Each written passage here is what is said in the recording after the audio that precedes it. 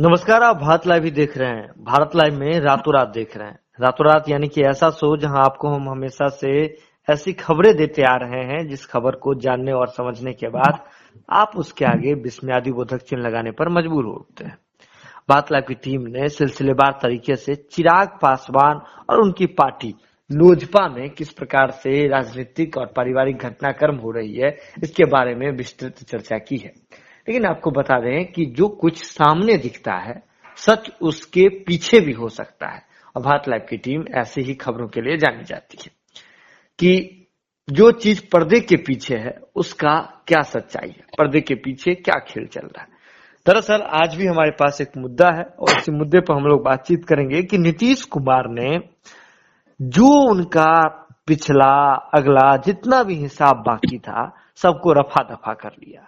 अब कैसे रफा दफा कर लिया है, अब आपको तो लग रहा होगा थोड़े नीतीश कुमार के साथ कोई गया है।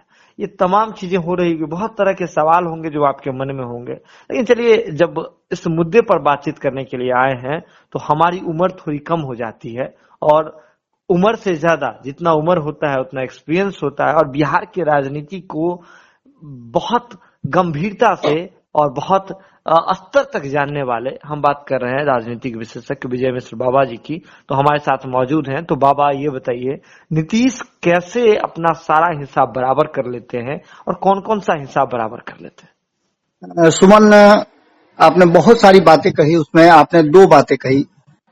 अनुभव जो है उम्र के साथ आता है जी, लेकिन कंप्यूटर युग है, चीजें बहुत तेजी से बदल जाती हैं। गूगल जी हैं, गूगल जी से बहुत सारी चीजें पता भी चल जाती हैं। लेकिन जो बातें भीतर खाने में व्यक्ति टू व्यक्ति होती है, जैसे मेन टू मेन जिसको कहा जाता है, अगर हम किसी के साथ व्यक्तिगत रूप से बात कर रहे हैं तो वो बातें गूगल महाराज नहीं बता पाएंगे। जी बिल्कुल। वो बातें वही बता पाएंगे जो दो के बीच में बातचीत हुई है। असमंजस यहीं पर आकर के हो गया है कि आखिर ये पूरा एपिसोड जो हो रहा है, इस एपिसोड में किसने किससे क्या बात किया। गूगल जी पिछली बातें तो बता रहे हैं, आने वाली बातों की संभावनाएं भी बता रहे हैं, लेकिन ये पूरा तोड़फोड़ जो हुआ उसमें क्या हुआ, किसने किया, बदला लिया गया, हिसाब चुकता किया गया, रफा दफा किया गया, क्या कुछ हुआ।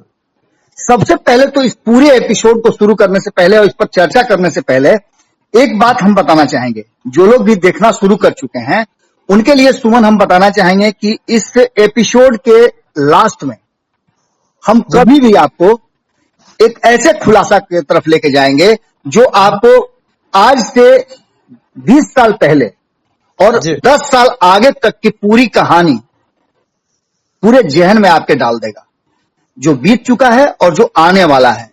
सेलुलाइट जिस तरह से पिक्चर चलता है ना, उस तरह से सारी चीजें आपके मानस पटल पे आने लगेंगी।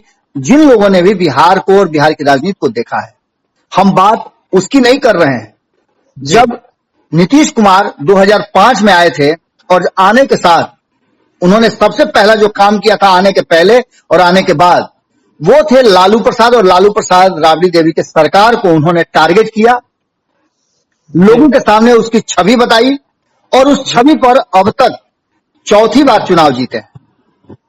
हालांकि बीच में उसी लालू प्रसाद को जिसकी छवि पर ये आए थे, उस लालू प्रसाद को भी उन्होंने गच्चा दे दिया।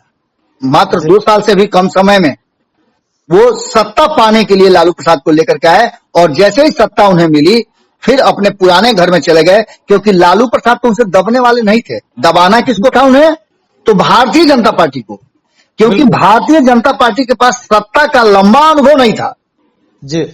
सत्ता का अनुभव अगर देखा जाए तो मात्र 7 साल का है और 7 साल के बच्चे को आप जिस तरह से उंगली पकड़ के चलना सिखाइएगा वो चलेगा, उसको आप डरवाइएगा तो डर जाएगा। कभी कभी आपने देखा होगा कि बच्चा को खाना खिलाते समय डराया जाता है कि बिल्ली आ जाएगी, ये आ जाएगा, भूत आ जाएगा, और बच्चा डर के मारे खाने लगता है। बिल्कुल वही स्थिति कहीं ना कहीं भारतीय जनता पार्टी की है। नीतीश कुमार जी ने जो कुछ भी किया है, जिस तरह से उन्होंने अपना सब हिसाब किताब बराबर किया है, इसके लिए थोड़ा सा हम लोगों को पीछे जाना पड़ेगा।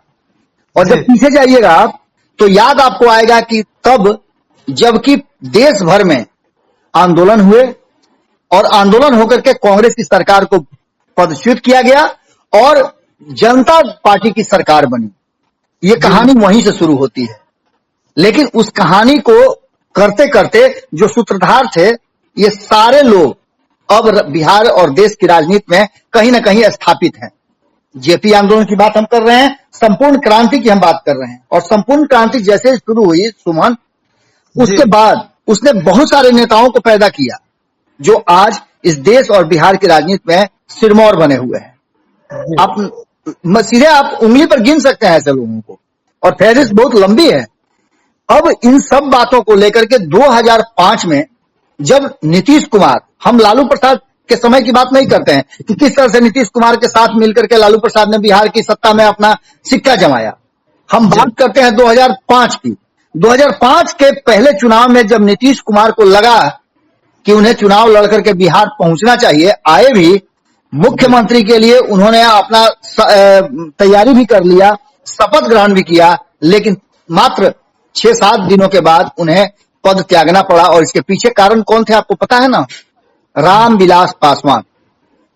उनके पास 29 विधायक थे और उन्होंने सीधे तौर पे नीतीश कुमार को समर्थन देने के लिए शर्त रख दिया, जो शर्त नीतीश कुमार को और किसी और को भी मंजूर नहीं था जी। और बंगले की चाबी लेकर के वो दिल्ली रवाना हो गए। बाद में राष्ट्रपति शासन लग गया और फिर जब अक्टूबर में चुनाव हुए तो नीतीश कुमार को भाजपा का साथ मिला और रामविलास पासवान सत्ता से बेदखल हो गए। इन सब बातों को अब निश्चित रूप से भारत लाइव जो लोग देख रहे हैं उन्हें याद होगा और बिहार की जनता को भी याद हो गया होगा। पहला जो बदला था, पहला हिसाब किताब चुकता करना था, वो ये था। दूसरे हिसाब किताब की तरफ आ जाइए आप। आपको याद होगा कि नरेंद्र मोदी को जैसे ही केंद्र की राजनीति में लाने की बात चर्चाएं शुरू हो गई थी, सबसे पहला व्यक्ति अगर कोई साथ छोड़ करके भागा था तो कौन भागा था, ये किसी से छुपा नहीं है। बिल्कुल बाबा। भागने वालों में सबसे पहला व्यक्ति थे नीतीश कुमार।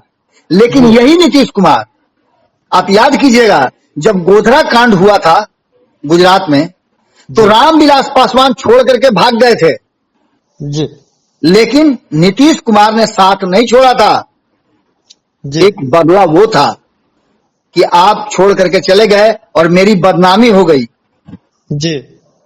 अब इस बात का भी बदला लेना था। इससे आगे आप बढ़िए तो बदला तो नीतीश कुमार को बहुत लोगों से लेना था जी। चिराग पासवान तो एक मोहरा बने, रामविलास पासवान के नहीं होने का फायदा यही उठाया नीतीश कुमार ने कि चिराग पासवान को बच्चा समझ के और कहीं ना कहीं भारतीय जनता पार्टी को मजबूर करके चिराग पासवान को दंड देना वो बहुत पहले शुरू कर चुके थे। आपको याद होगा कि जब नीतीश कुमार 2014 में मात्र 2 सीट पर अपने पार्टी को लाए तो उन्होंने क्या किया था? लोकसभा चुनाव। बिल्कुल बाबा, बिल्कुल। उन्होंने किया क्या था कि एक बदला उन्हें लेना था भारतीय जनता पार्टी से जी, कि भारतीय जनता पार्टी छोड़ने के बाद उन्हें मात्र 2 सीटों से संतोष करना पड़ा और ये दुख वो भुला नहीं पा रहे थे जी। इसका बदला उन्होंने 2019 में लिया और 2019 में जब बदला भारतीय जनता पार्टी से लिए तो उनके साथ माने कदम से कदम मिलाकर चल रहे थे रामविलास पासवान और चिराग पासवान।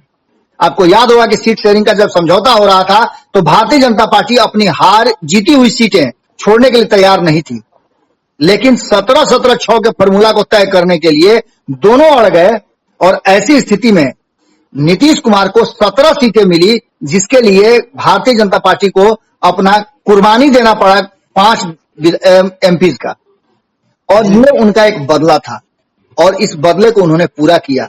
लेकिन बदला अभी पूरा नहीं हुआ था, बदला अभी और था। लेकिन इस बीच में 2020 का चुनाव आ गया और 2020 के चुनाव में कहीं ना कहीं नीतीश कुमार को 2005 का बदला लेना था, गोधरा कांड का बदला लेना था, 2013 का बदला लेना था, 2015 का, 2019 का भी बदला लेना था और दोनों से लेना था। ऐसी स्थिति में नीतीश कुमार ने एक ऐसी चाल चली कि जिसमें दोनों चारों खाने चित हो गए।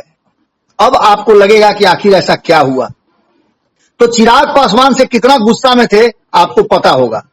2020 के चुनाव में नीतीश कुमार का मानना यही है और नीतीश कुमार का क्या पूरे बिहार और देश दुनिया के लोगों का मानना है कि अगर चिराग पासवान 130-35 सीटों पर नीतीश कुमार के विरुद्ध नहीं लड़े होते तो नीतीश कुमार की सीटें निश्चित रूप से बढ़ी होती।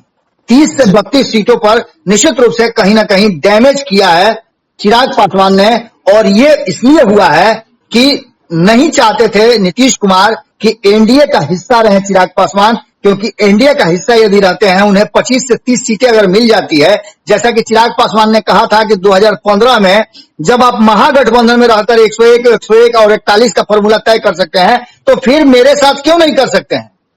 और नीतीश कुमार ने मजबूर कर दिया कि मात्र 15 सीटों पर ही उनको रोक के रखा जाए, जो कि चिराग पासवान को मंजूर नहीं था।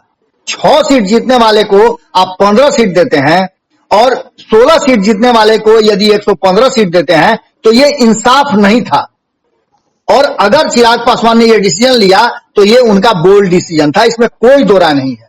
और इस डिसीजन में उनके सभी लोग थे, आज पशुपति कुमार पारस हो या सूरजभान सिंह हो, ये सारे लोग उनके साथ खड़े थे।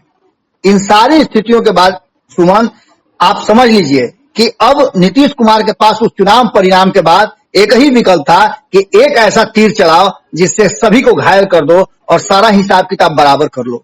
वो हिसाब किताब बराबर उनको पता था कि अब रामविलास पासवान नहीं है जो रणनीति के उस्ताद हैं और कभी भी उलट करके पलट देंगे। लेकिन ऐसा हो गया कि कहीं ना कहीं पशुपति कुमार पारस जो कहीं पूरे जीवन रामविलास पासवान का झोला लेकर के घूमते रहे, आज उन्हें मौका मिल गया कि वो देश और दुनिया के सामने अध्यक्ष बन करके और एलजेपी पार्टी जिसको सींच करके यहां तक ले आए हैं रामविलास पासवान, उसके सर्वे सर्वा हो जाए। इस लालच और मंत्रालय के लालच ने कहीं ना कहीं उन्हें मजबूर कर दिया अपने परिवार, अपने खून से भी दगा करने के लिए। और ऐसी स्थिति में नीतीश कुमार का जो प्लान था वो सक्सेस रहा। उन्होंने हिसाब किताब बराबर कर लिया। लेकिन इस हिसाब किताब में जो बात हम शुरू में कहे थे सुमन, कि हम अंत में आपको एक ऐसा क्लू देंगे जो 20 साल पुराने और 10 साल आने वाले इतिहास को दोहराएगा, वो ये है कि भारतीय जनता पार्टी इस पूरे एपिसोड में अगर इन्वॉल्व है, जो कि लग रहा है कि इन्वॉल्व है, तो आप समझ लीजिए कि आने वाले 10 सालों तक भारतीय जनता पार्टी को अगर वो चिराग पासवान को अब भी नहीं साध पाएगी, अपने साथ नहीं रख पाएगी, तो उसको इतना बड़ा घाटा होगा कि हो सकता है कि 2024 के चुनाव में प्रधानमंत्री बनने का नरेंद्र मोदी का सपना चकनाचूर हो जाए। और इतना ही नहीं, उत्तर प्रदेश के चुनाव में इसका गंभीर परिणाम भुगतने को मिल सकता है। और ये नीतीश कुमार की प्लानिंग है। इस प्लानिंग के हिस्सा सिर्फ नीतीश कुमार नहीं है, कई सारे लोग हैं जिसका भी खुलासा हम करेंगे। लेकिन वर्तमान स्थिति में नीतीश कुमार ने जो चाल चली थी आज से कई साल पहले, दलित और महादलित को बांटने का, आज वो सीधा तौर पे नीतीश कुमार का वो प्लान जो है एग्जीक्यूट होता नजर आ रहा है। और कहीं ना कहीं आपने देखा होगा कि जो 6% शुद्ध 6%, मैं 13% की बात नहीं कर रहा हूं, क्योंकि दलितों और महादलितों को मिला लिया जाए तो 13% वोट है, लेकिन 6% वोट जो चिराग पासवान और रामविलास पासवान के पास है, वो किसी भी परिस्थिति में पशुपति कुमार पारस शिफ्ट नहीं करा सकते हैं। और भारतीय जनता पार्टी से यदि चिराग पासवान अलग हो जाते हैं तो ये वोट उनके साथ से हट जाएगा, छटक जाएगा। जहां जाएंगे चिराग पासवान उनके साथ रहेगा। क्योंकि आपने खबर किया है, आप देखे हैं कि लोग किस तरह से चिराग पासवान के प्रति डाई हार्ट उनके फैन है। इतना ही नहीं, आज एक और महत्वपूर्ण घटना घटी है जिसने इस बात की तरफ इशारा कर दिया है कि बिहार की राजनीति में नीतीश कुमार ने जो चाल चली है, जो हिसाब किताब बराबर किया है, उसमें वही नहीं है, उसमें कहीं ना कहीं जीतन राम मांझी का भी एक बड़ा एंगल है। आपको बता दें कि जीतन राम मांझी को भी बहुत दिनों से इंतजार था कि दलितों के सर्वमान्य नेता बने, और चिराग पासवान के पिता के गुजरने के बाद उनको शायद इस बात का एहसास हो गया है कि नीतीश कुमार उनके साथ रहते हैं, उनके सर पे हाथ रहता है, तो एक बार फिर से दलितों के नेता के रूप में, सर्वमान्य नेता के रूप में कहीं ना कहीं जीतन राम मांझी खड़ा हो जाएंगे। आज घंटों दोनों की बातचीत हुई है और यह बात तब हुई है जब पशुपति कुमार पारस को अध्यक्ष घोषित कर दिया गया है। अब इस पूरे एपिसोड में आप समझ रहे हैं कि नीतीश कुमार का बदला कितना तगड़ा है और कैसे उन्होंने हिसाब किताब एक ही तीर से कई शिकार किए हैं। और हिसाब किताब जहां एक तरफ चिराग पासवान से पूरा ले लिया है सूद ब्याज समेत, वहीं भारतीय जनता पार्टी से भी सूद समेत उन्होंने अपना हिसाब चुकता कर लिया है। जी बाबा, और कहीं ना कहीं ये बात बीजेपी भी अच्छे से जानती है। जैसे कि आपने एक बड़ी बात कही कि वो वोट शिफ्ट कराने की बात कही, जी तो पशुपति कुमार पारस को लेकर के बीजेपी भी श्योर नहीं है, इसलिए भी क्योंकि यूपी चुनाव सर पे है और इसकी चर्चा हमने पिछले रातों रात में भी की थी। जी लेकिन आपने एक और बड़ी बात कही, जो नीतीश कुमार जिस तीर चलाने के लिए जाने जाते हैं, तीर के और बिहार की राजनीति के वे माहिर खिलाड़ी हैं, और उन्होंने एक झटके में चिराग पासवान की पार्टी में तो अगर हलचल पैदा कर ही दिया। सुमन इन्हीं बातों के बीच में एक कड़ी और जोड़ना मैं महत्वपूर्ण समझता हूं जी कि कहीं ना कहीं इस पूरे एपिसोड में आपने देखा होगा कि बहुत सारे लोग बहुत कुछ बोल रहे हैं, कोई भी इसमें चुप नहीं है। सिर्फ भारतीय जनता पार्टी कम शब्दों में बात कर रही है और नीतीश कुमार इसमें चुप है। लेकिन उससे भी बड़ा महत्वपूर्ण है कि आपने देखा होगा कि लालू प्रसाद और तेजस्वी यादव इस पूरे एपिसोड पर चुप्पी साधे हुए हैं, लेकिन उनकी पार्टी कहीं ना कहीं काउंटडाउन शुरू कर चुकी है। और पार्टी का कहना भी है कि इस पूरे एपिसोड में जहां बैकफुट पर चिराग पासवान है, बैकफुट पर भारतीय जनता पार्टी है, वहीं बैकफुट पर नीतीश कुमार भी हैं। और इसका फायदा आने वाले इसी बरसात में कहा जा रहा है कि बहुत कुछ होगा। हो सकता है तो बिहार में सत्ता परिवर्तन भी हो जाए, तो कोई अतिशयोक्ति नहीं होगी। लेकिन बरसात अभी बाकी है, अभी बरसात की बिहार में मानसून की शुरुआत हुई है, तो आप भी इंतजार कीजिए, हम भी इंतजार कर रहे हैं। लेकिन जो भी बिहार की राजनीति से जुड़ी हुई अपडेट होगी, भारत लाइव की टीम सबसे पहले आप तक पहुंचाएगी। इसके लिए जरूरत है कि भारत लाइव की खबरों को यूं ही देखते रहें, शेयर करते रहें और हमारा मनोबल बढ़ाते रहें। बहुत बहुत धन्यवाद। अगर ये वीडियो पसंद आई और वह बिहार के राजनीति और बिहारियत से सरोकार रखेनी तो सब्सक्राइब बटन दबा के चैनल के सब्सक्राइब कर ली। ओजे एगो घंटी बा, ओकरा बटन दबा देला से कुल सटीक और मारक खबर रुआ मुफ्त में मिल जाई। अगर रुआ पत्रकारिता के हमनी के नया प्रयोग में सहयोग कर चाहतानी तो ज्वाइन बटन दबा दी। पेटीएम नंबर नोट कर ली 9386816700। धन्यवाद।